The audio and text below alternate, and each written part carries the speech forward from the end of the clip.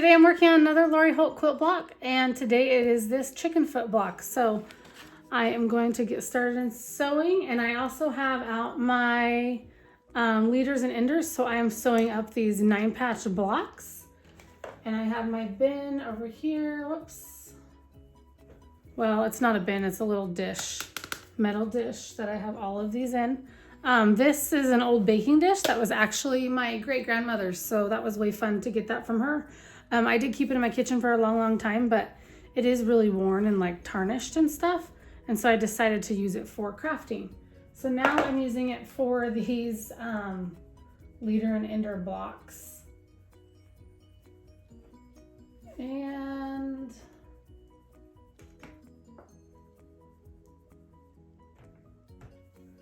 okay, so here we go. So the first thing it says to do is to take A and D. So here's A and D. And it says to draw a, draw a diagonal line on the wrong side of the fabric, stitch on the drawn line and trim a 1/4 inch away. So we're gonna stitch on the line. So I don't draw my lines. I am just going to follow my seam tape, although it is a little bit short since I don't have my extension table here. Maybe I should go grab that. I might do that.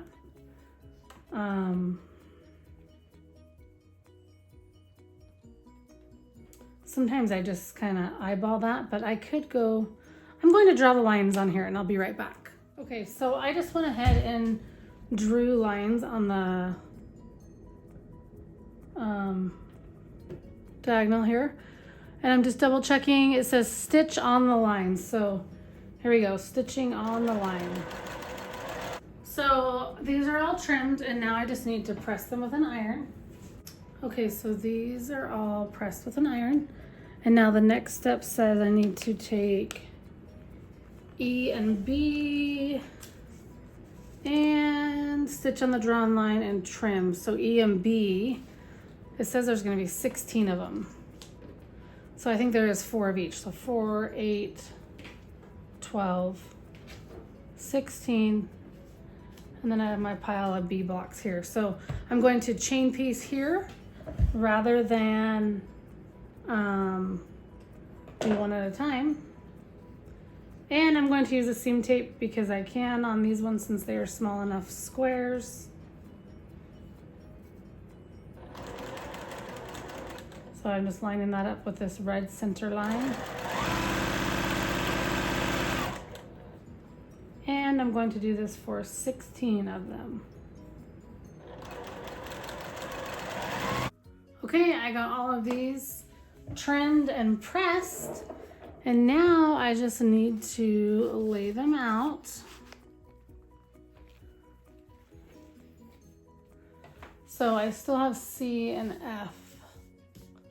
So let's see what I need to do here.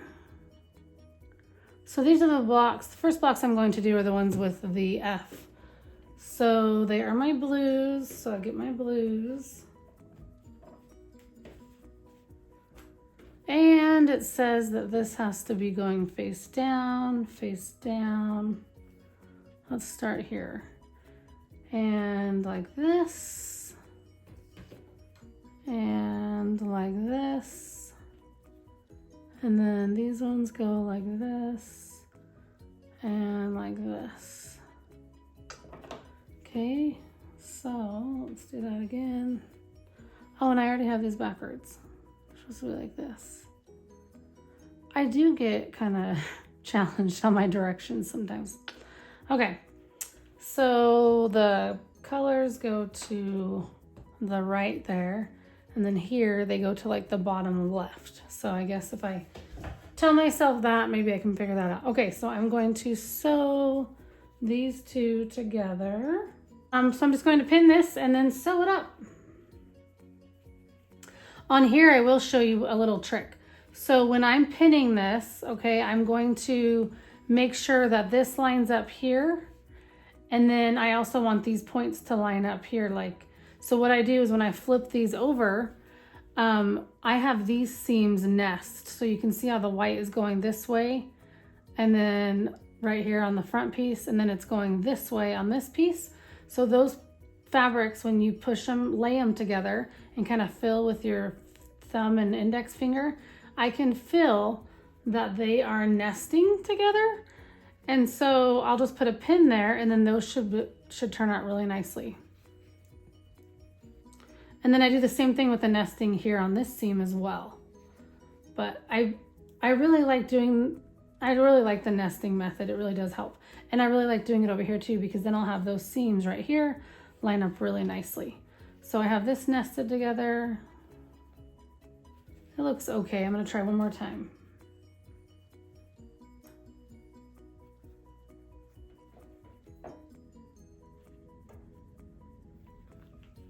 Okay, so that one looks a lot better. So I have it pinned in 2 places, and then I'm just going to sew this together.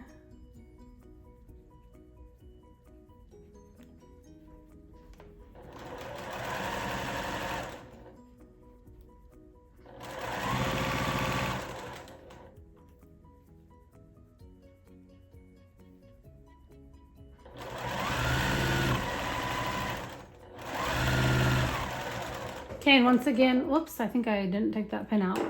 I will go in and do my leader and my ender. So I have this here. To stick with my pattern, I'm going like this with my leaders and my enders. Yes.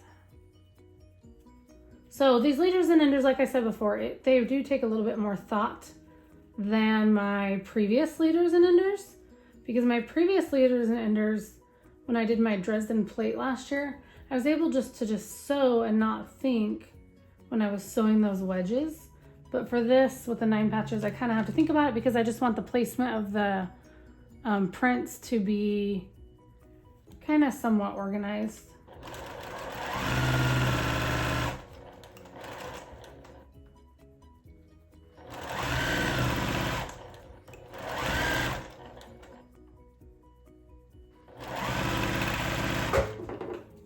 Okay, so I think one of this block is done, so let me press it.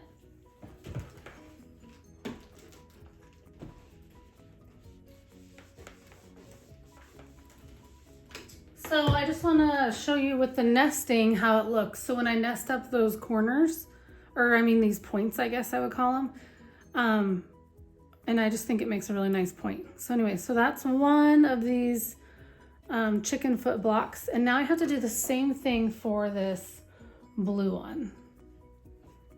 Okay, so I have all 4 of these feet sewn, so now I'm just going to put them all together into one block, and I am going to pin. I actually just finished one 9 patch, so it's right there, and I'm going to start on another one here in a minute.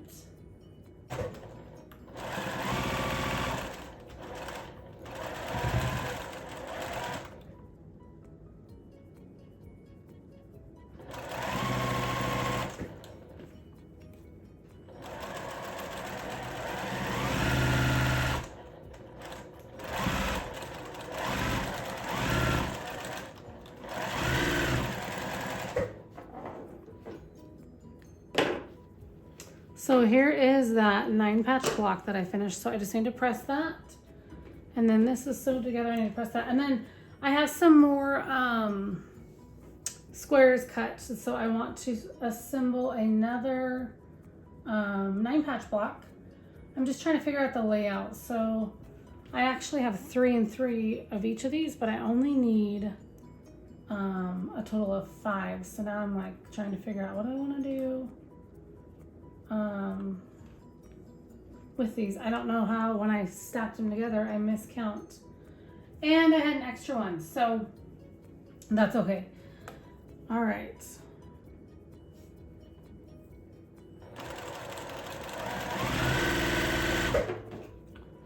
Okay, so these are sewn. Let me press them real quick. So here is another 9 patch block done. And this one I started previously and finished today. So 2 9 patches right there. And then I have these that go together like this. So let me pin those and sew them and I'll be done. And I think what I'm going to do is, so I'm going to sew this block. So this will be finished. This is a 12.5 inch by 12.5 inch.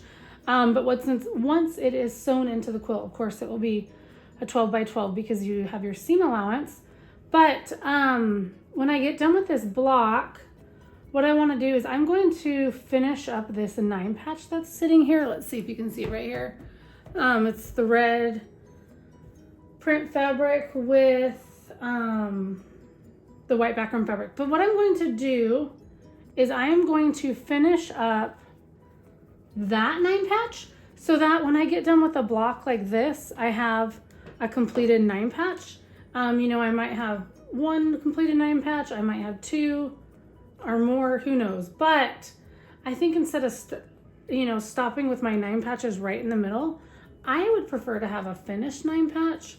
So I'm going to do that today, or I'm going to do that. That sounded really weird, but anyway, so I'm going to do that today.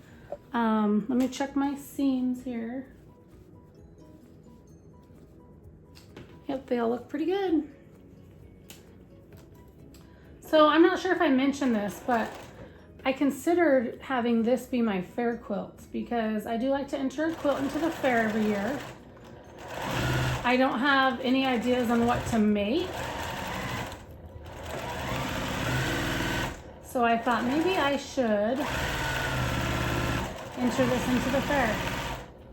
Sorry, I'm not sure if you can hear me over the sewing machine. So I just thought maybe I should enter this into the fair. We'll see. And also, with saying that, I have entered some Lori Holt quilts before. I've entered 2. But I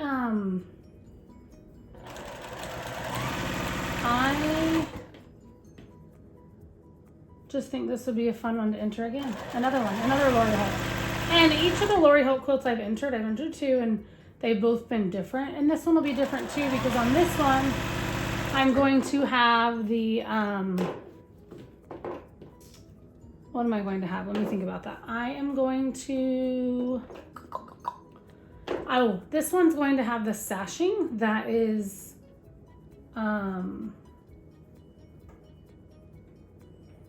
different sashings in between each block and different cornerstones in between each block. And so I haven't done that one yet. I have done cornerstones and sashing, but I have not done a quilt where the cornerstones, every cornerstone is different and all the sashing's different. Now, I think with that being said, I don't plan to have every cornerstone in the quilt be different, but I do want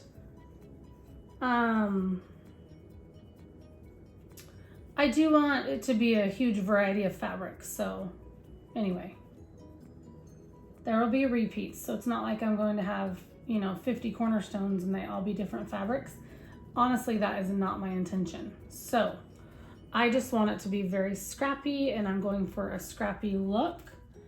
And I found an idea on Pinterest of someone's quilt, and I don't even know who it is because I never even looked back to see who it was, but I just saw the picture and I saved it, and it was scrappy cornerstones and scrappy sashing, and I just really liked the look of that, and I think it will kind of help break up the background fabric of this Lori Holt quilt, because I did go with, for the background fabric for the Lori Holt quilt, I did go with Bella 200.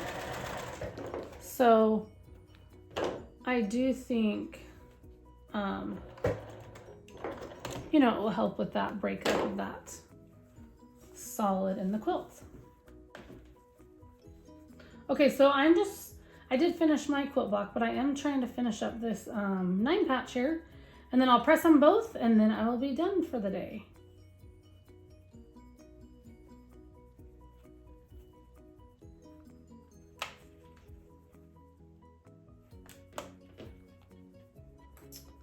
So I am making progress on this 9 patch. This is also an idea I found on Pinterest. I just kind of browse through Pinterest and see pictures, and usually I don't necessarily click on the links. I just save the pictures. And I saw this scrappy 9 patch and thought, oh, it's perfect for scraps. I also think, you know, I could have made the blocks or the squares bigger. But these squares, I decided to just use 2.5-inch squares. And one of the reasons I like that is because I do have some scrappy or some binding scraps. And I was able to cut up that binding into these scraps. So